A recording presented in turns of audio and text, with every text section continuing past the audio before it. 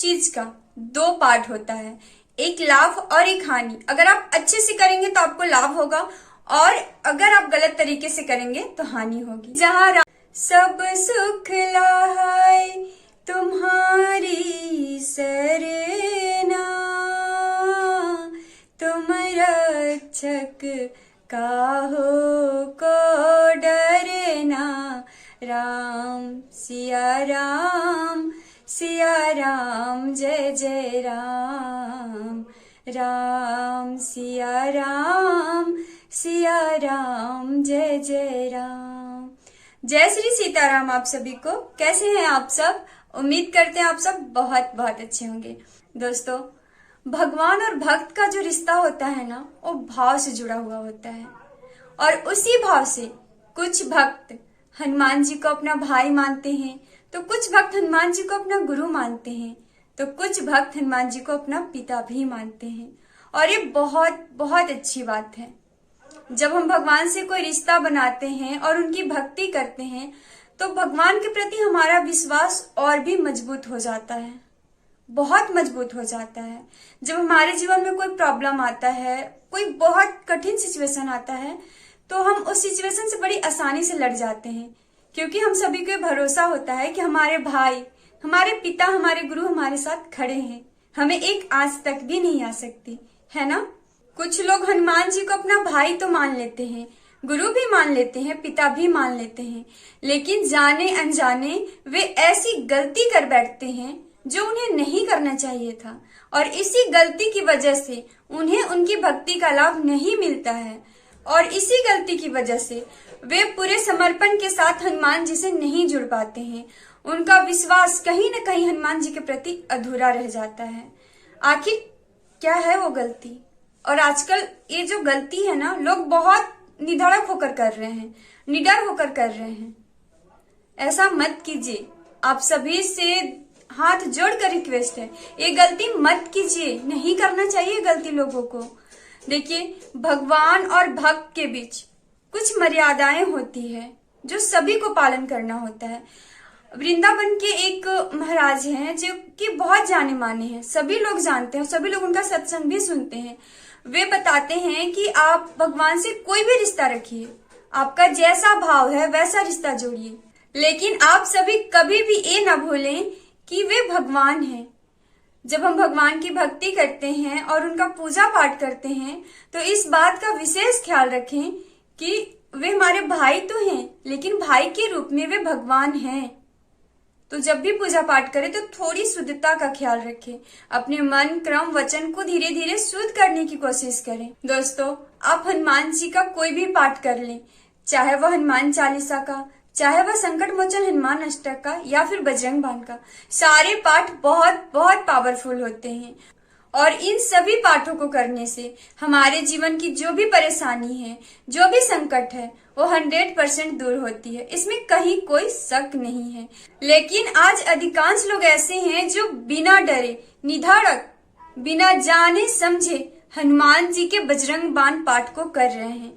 देखिए, बजरंग बाण पाठ करना कोई पाप नहीं है, आप कर सकते हैं, लेकिन उसके लिए सही विधि, सही नियम और शुद्धता को जानना बहुत बहुत जरूरी है। जी हाँ, आज हम बात करेंगे बजरंग बाण पाठ के बारे में, जो कि आज अधिकांश लोग कर रहे हैं। कुछ लोगों को तो पता है कि इस पाठ को कैसे किया जाता है, लेकिन कुछ लोग ऐसे हैं जिन्हें नहीं पता है कि बजरंग बाण पाठ को कब और कैसे करना चाहिए, और वो बार बार इस गलती को कर रहे हैं बिना जाने, बिना समझे। और ये जो गलती है ना, बहुत बहुत नुकसान देता आगे चल के।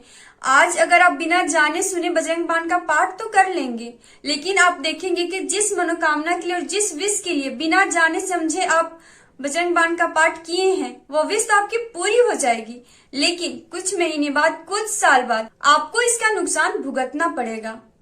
हम ये नहीं बोल रहे हैं कि हम आप सभी को डरा रहे हैं, इसमें डरने वाली कोई बात नहीं है।